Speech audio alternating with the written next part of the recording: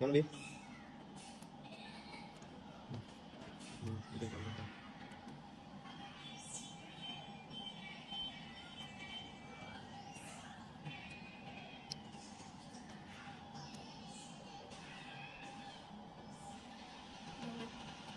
Ừ. Thêm vào nhau.